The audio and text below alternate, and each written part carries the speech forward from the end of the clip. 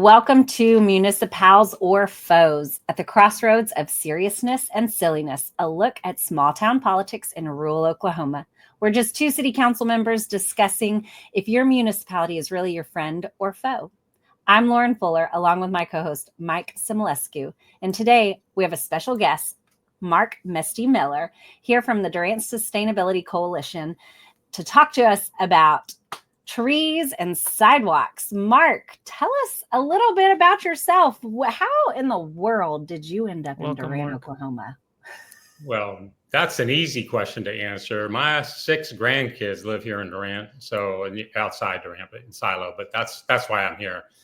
I want to just be the best grandpa I can be in the last years of my life. So I'm retired civil engineer, professional civil engineer. I spent 30 years as a consulting engineer, operating my own consulting practice, and designed, primarily public works infrastructure projects all over the world, and had a blast doing it. And now, now it's time to just plain have fun. All right. So I feel like we have a common thread here. We've got people that keep showing up to Durant for grandkids, which I absolutely love, whatever it takes, right? Like, we want you here. So, but you came to Durant, you're retired, you got grandkids, you got time on your hands, and you jumped right into our community and you started getting involved and wanting to make changes and start some positive initiatives for our community. And one of those is the start of the Durant Sustainability Collation. What made you want to start that nonprofit? Wow, we actually bought a home here about a little over 6 years ago, almost 7 years now that I think about it. And when we jumped into town, we were just meeting people as we went about our daily lives. And some of the people we met were Kara Bird, who was with Imagine Durant at that time, and the folks with the Blue Zones Project, and Libby Calicote with the Green School, and we were trying to get to know people in town. And so we had this idea, how about if we do an environmental meet and greet? And Libby said, oh gosh, what a good idea. And Kara said, oh gosh, what a good idea. And so we did. And it was the coldest day in Durant, and one winter, I think it was 3 years ago now. Icy roads, and place was shut down. And we got the Massey building. We opened up the Massey building and served some food and met people, and over 70 people showed up to that event. And we were shocked. There were about 5 of us that were kind of, behind the idea of this environmental meet and greet. And we were just kind of surprised. And so we sort of, gathered up, after the dust settled, and we went like, okay, what do we do next? Obviously there's some interest in these issues in the community. And so over that summer, we decided to start a nonprofit group focused on education and energizing the community. And so since that time, that was the fall of almost 3 years ago now, 2.5 years ago. And we just kept putting on events over at the public library and invited people to come. And we've had people come to our events. There's been as few as 20 and as many as 100. And they come and they want to know. They want to know, how can I live more sustainably? How can we make our community more beautiful? How can we conserve and preserve our natural resources and beauty for the future generations? And we got to know really quickly people who had those interests. Who were as we have now named it. It's kind of like that 7 generations principle that is so popular amongst the world over, amongst indigenous people and people that are in tune with kind of the generations. So that's a principle where, the decisions you're making today are going to affect 7 generations from now. So be thoughtful about what you're doing so that 7 generations from now are not adversely impacted by the decisions and choices you're making today. Listen, and so that lens, that really helps us think about what we want to do. Yeah, that's amazing. I mean, I'm thinking about even within the municipality and the city side, we jumped in because we started seeing that repercussion of bad decisions a generation ago. And we're going, so it's been awesome to have you guys as a nonprofit in town to kind of partner with and to bounce ideas and talk about what some of these joint efforts are, because as we've discussed in previous sessions, it's hard for a municipality to do everything by themselves, right? And so we're kind of on that same page of what do we do for the city moving forward that, benefits generations ahead of us, but they're not having to go back and correct because we didn't make the right decisions now. And so I totally understand and see that. So who wouldn't be on board with something like that? I haven't met anybody yet that's not on board with something like that. The question always becomes, the money question always comes up. How do we afford it? And of course, the answer is, how can you afford not to? And the results of the decision-making process that you described, where, people aren't really thinking very far ahead, they're kind of doing what's expedient today. We're living in a place where that kind of thinking has been going on. And, the long-term strategy is the strategy that pays off in the long run. And so that's the strategy we have to focus on. That's where your best investments will come from. So that, I think the culture shifting, and, you and Mike are both thinking that way, and others on the council also. It's not unique to you two, but I see a real shift in the thinking in our community. People are really starting to think long term. They're trying to understand what's the best way to invest our money over the long haul for the most benefit for the most people over the longest time.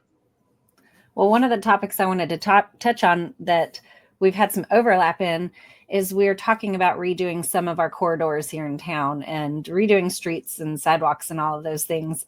And this has been kind of a point where we've had some overlap and some discussions about, because from you guys' standpoint, there's a certain value you see in how to redo the roads and the sidewalks.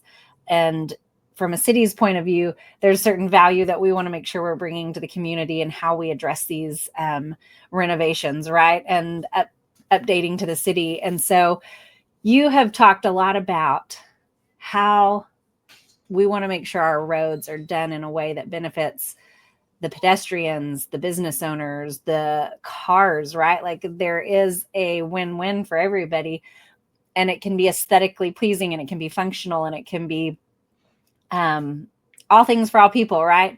But yet not everybody sees or understands all of those perspectives. So can you give us a little insight about what is it about bringing that aesthetic look to a community, but it's also beneficial to the business side of it, to the commercial side of it? Well, you've really got right to the nut of the whole issue, and that is, the value. And I would like to take just a step back, just a second, to think about what are we trying to achieve? What is the goal? And most people, when they are moving about in the environment, they're naturally attracted to places that are aesthetically pleasing. So you don't go to a restaurant, a romantic restaurant, to feel romantic and think about how that restaurant was designed. You don't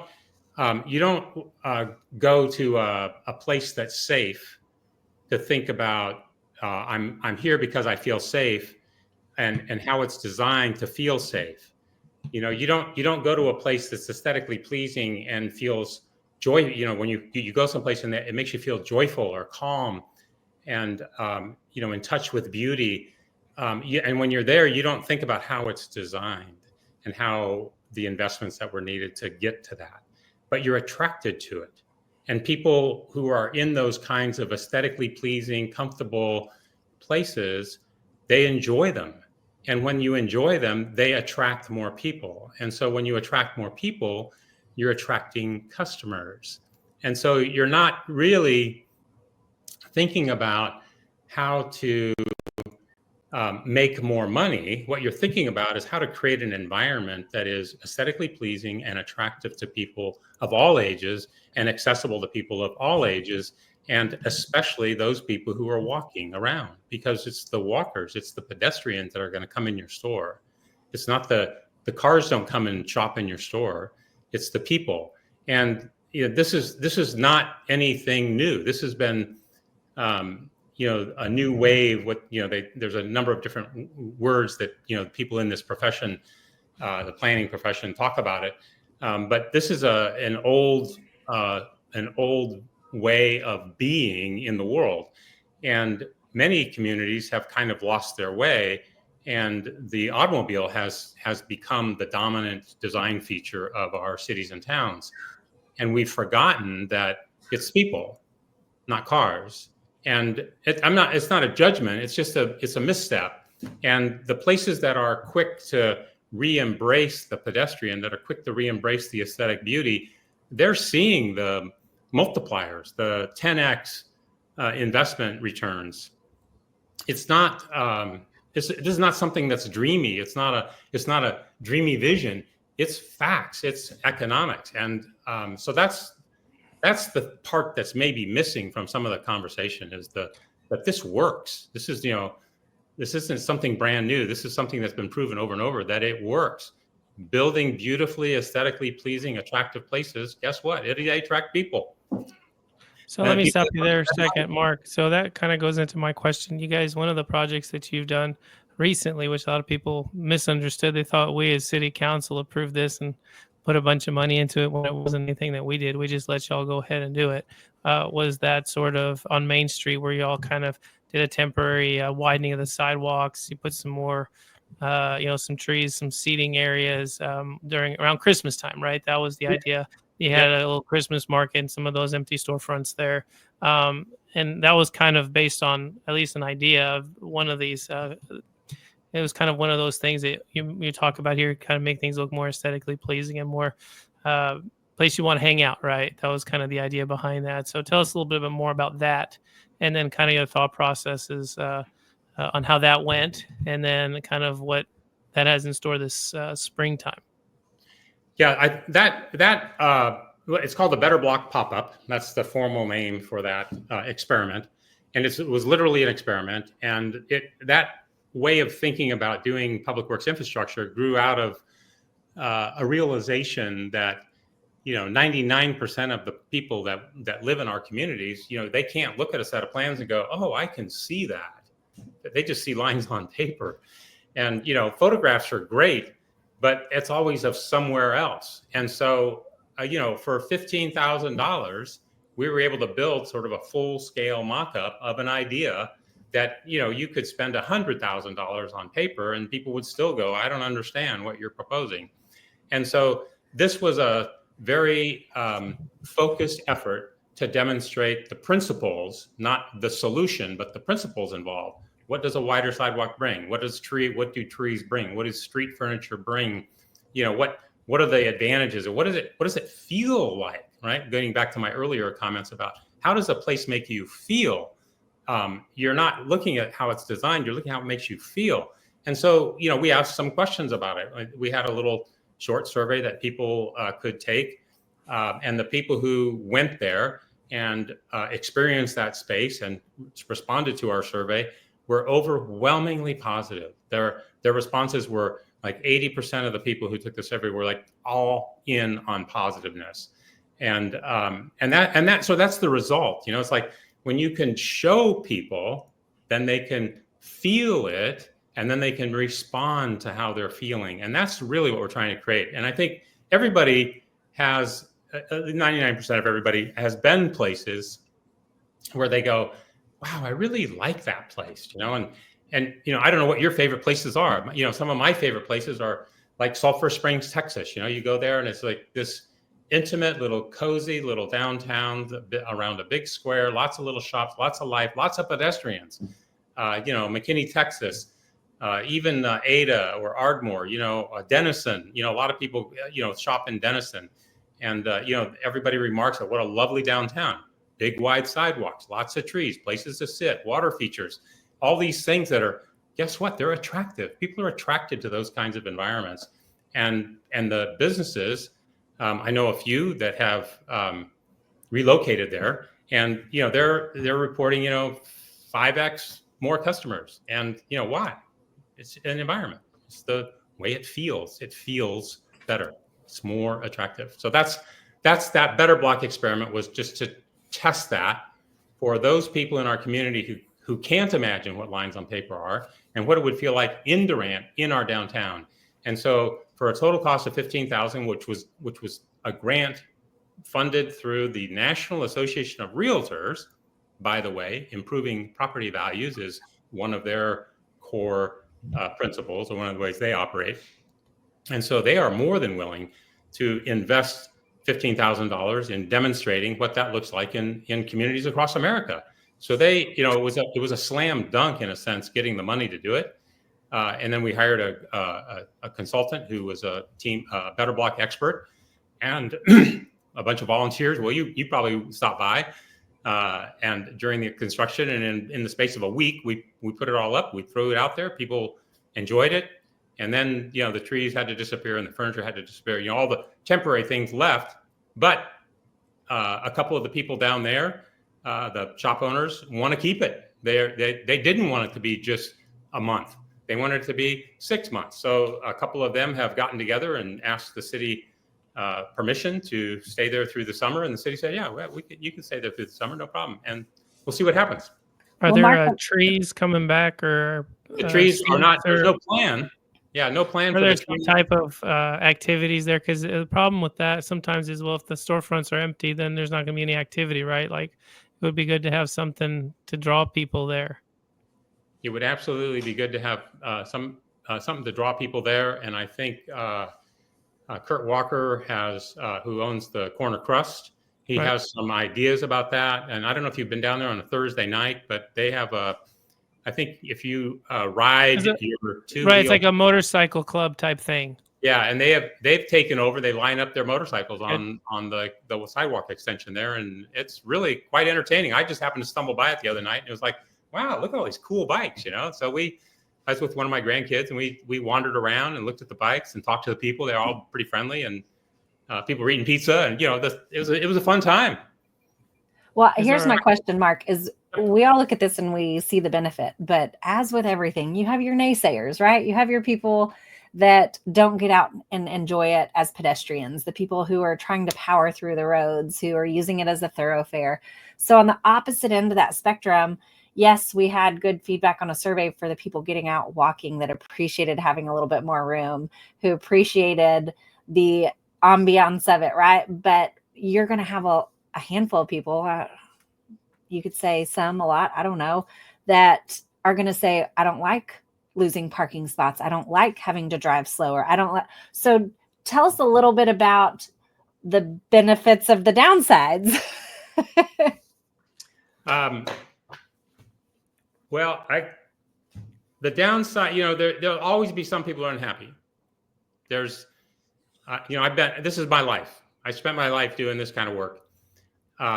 There is no good project that doesn't have naysayers. There isn't. It just doesn't exist. Every project I've ever done, from the most spectacular fountains I've done, and you name it, the best squares, the best public works facilities I've ever designed, people always go, well, it could have been like this, or you shouldn't have done that, or you're always going to have naysayers. But let me give you an example of a modern design concept that actually has caught on many places in Oklahoma, interestingly enough. And no, this is no judgment, just this is how it's happening. And many people in our community have not heard of roundabouts.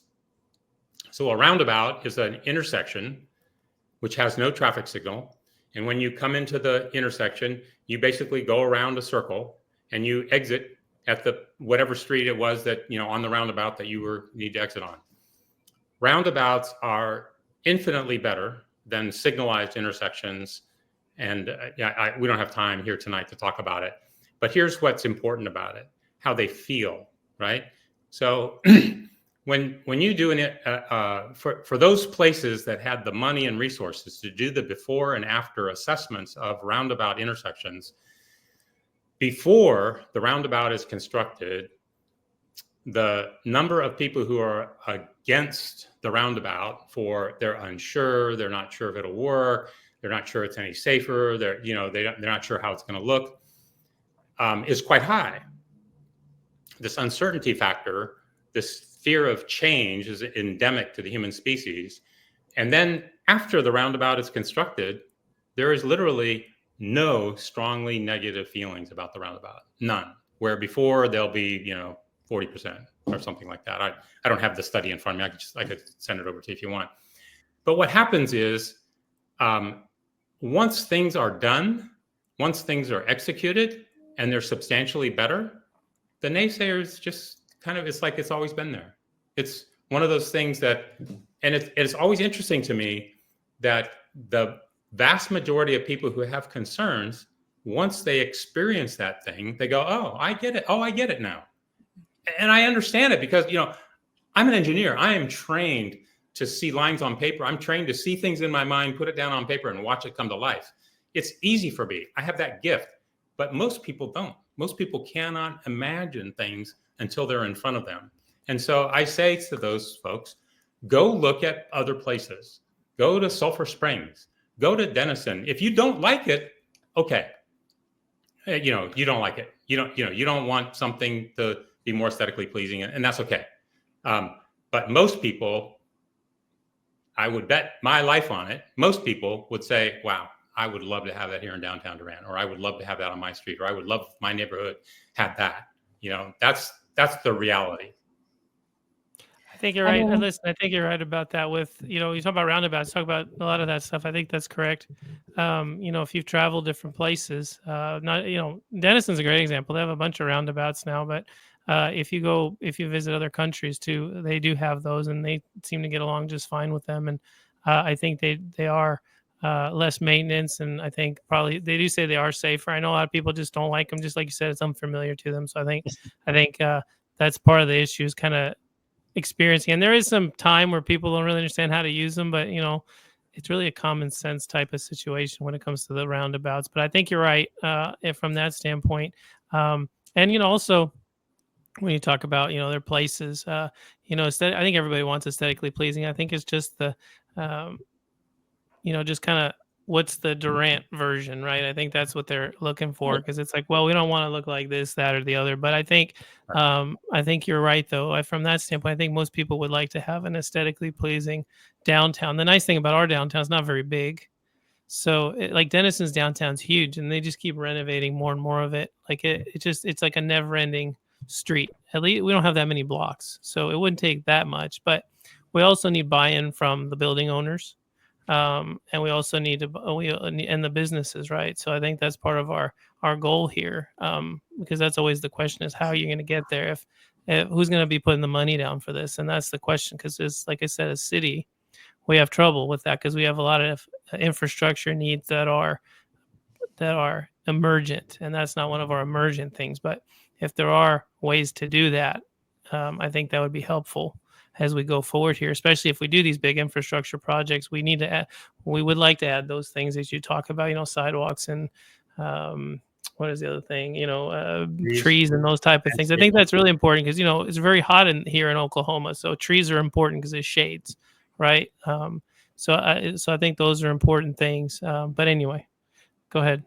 So public engagement is the secret sauce. I mean, it's like, you have to engage the public, and we've done that. The DSC partnered up with Durant Trails and Open Space, and we did some workshops, and we went door to door, and we went door to door on Main Street, and we invited people to come and share these ideas. And we had a presentation, we got feedback, we interviewed, we talked. You were there. I think both of you were at one or. I think between that and the other things that we've done over the last 10 years, I think we have plenty of public feedback. I just think we need to do some. It's time for some execution. I agree. Because I think we keep talking about it, and imagine Durant did some things, and it just kept going. We did all kinds of surveys. Different administrations did surveys. I don't want to do any more surveys. Like, we've done so many surveys over the last 8 years or whatever it's been. Like, I think we have an idea of what needs to happen. We just need to start with one project and then keep going, because I think that's going to be the best thing. Well, Mark, you've got a project right now. I mean, you guys just got approved for a grant, right, for trees. So tell us a little bit about that project. Well, T-Mobile has a small town grants program, and we applied. Durant Sustainability Collation applied for a grant to plant trees on 3 corridors: Main Street, University, and First, North First, West Main, and University Boulevard. And we got a grant for $35,000. to plant trees, and we've already, that was a word a couple of weeks ago. We got a little bit of a heads up on it before they made the big announcement, and we have formed a tree advisory committee. We've done 2 walkabouts. We've walked on University and we've walked on First. Main, we had already, with the work we had done with the pop-up last year, and the work we've done with the Durant Main Street, we've already identified locations on Main Street for trees. And so we're putting them in. And by the end of this year, we will have planted 15, depending on, we have some partnership opportunities that we're trying to stretch our money as far as we can. And so we're looking for businesses who want to partner with us, who are willing to cost share on this. So it's going to take us a little bit of time to, identify those folks and work out some kind of an agreement with them. But if we get everything we want, we'll plant about 30 trees between now and the end of the year. How big of trees are you talking? Well, the trees will be 1.5 to 2.5 inch caliper trees. It will depend on the species of tree. That question, Mike, the question, how big and what kind of tree, has come. Everybody that talks about this project, that's the first thing they want to know. How big, what kind of tree, and how big? So the tree type will depend on its environment. You want to make sure you have the right tree for the right environment. And around here, you might have noticed there's power lines overhead. Right. There's some drainage areas. There's areas that are kind of, they're not swampy, but they're wet. And so they're a natural place for water to collect. So, the trees that go in that place are going to have to be ones that like water, willow trees or, those kinds of trees. And, the trees that go in the parking lots are going to have to be those that are really tough and can withstand hot, dry conditions without a lot of water. So, we're going to pick the tree based on the location. But we're hoping, hopefully trees that the roots don't interfere with the sidewalks and the roads too much, right? Yeah, of course. Yes, sir. We will absolutely be looking for trees that aren't going to buckle the sidewalks and eat their way into the sewer systems at all. Yeah, we're up on that. And we have 3 I feel like for $30,000, you can buy a lot of trees, I feel like. You can buy a lot of trees for that. You can't get a lot of trees in the ground for that. That's, the challenge is actually getting them planted, making arrangements for sprinkler systems or irrigation systems, amending the soil. A lot of the soil around here is not very tree friendly. Okay. And so we're amending the soil. We want to be successful. Sure. We also are putting in benches. So that's another piece of it.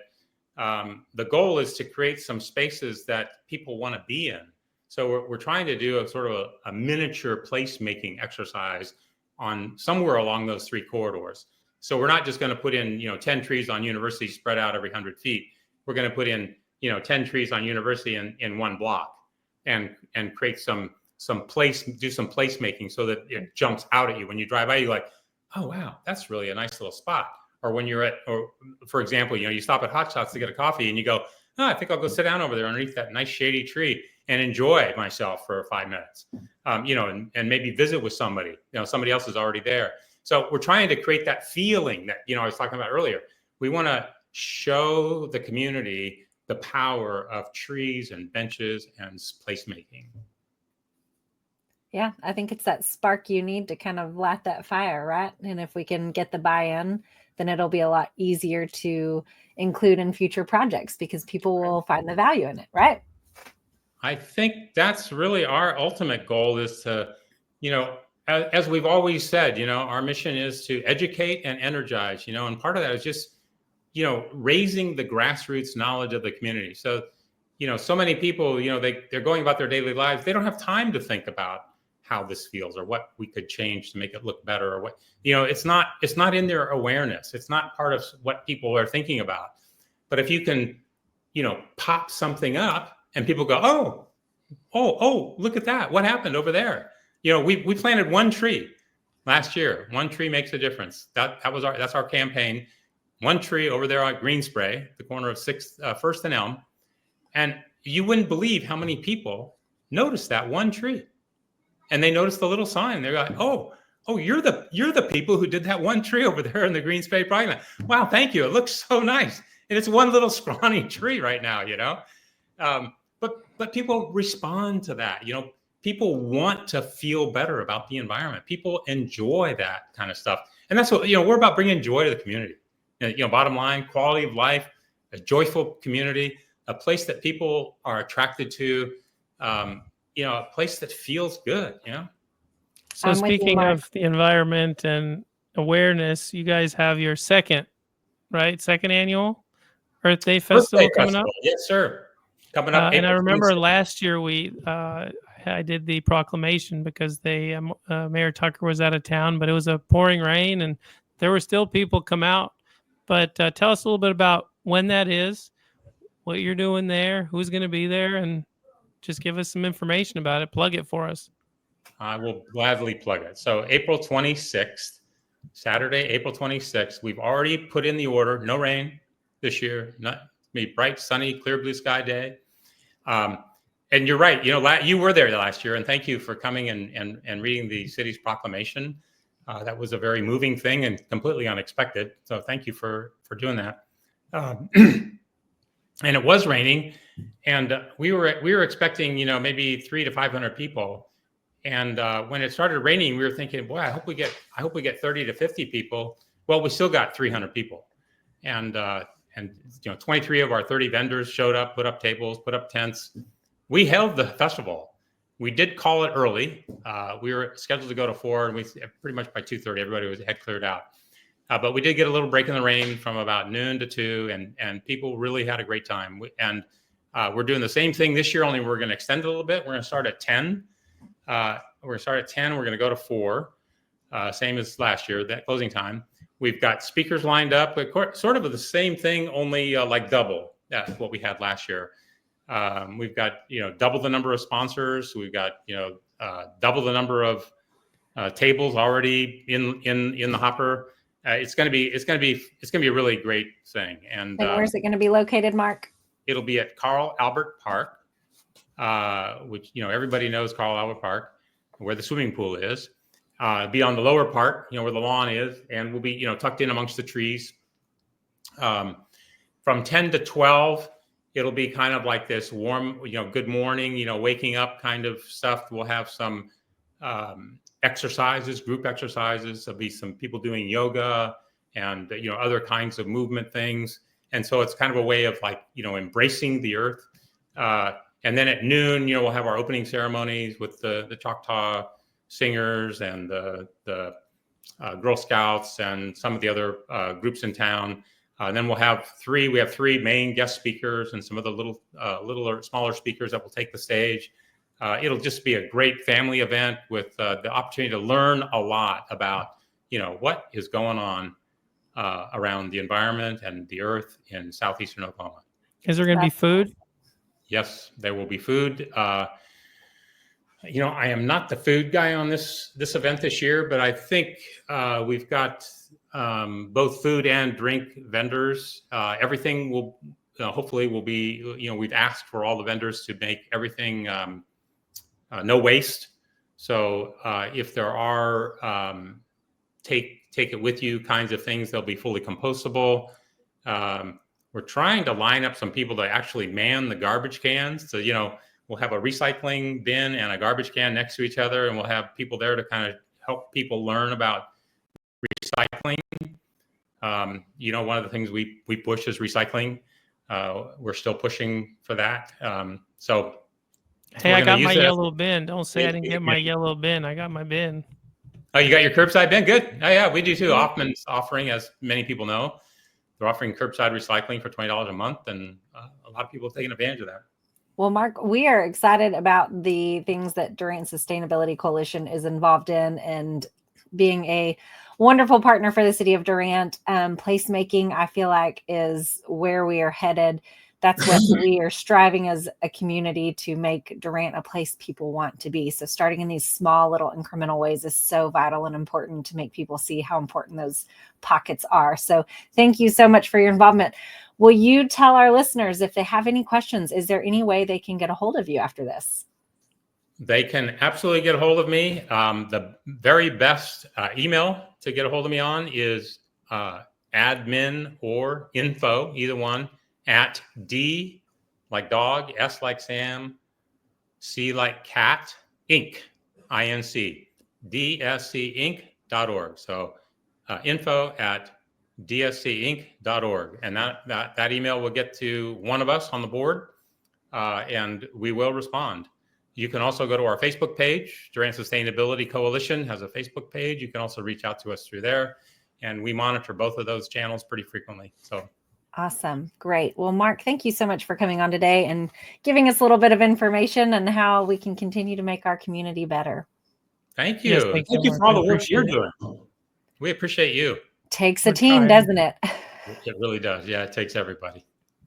Okay, perfect. All right. We will see you guys next time. See you later.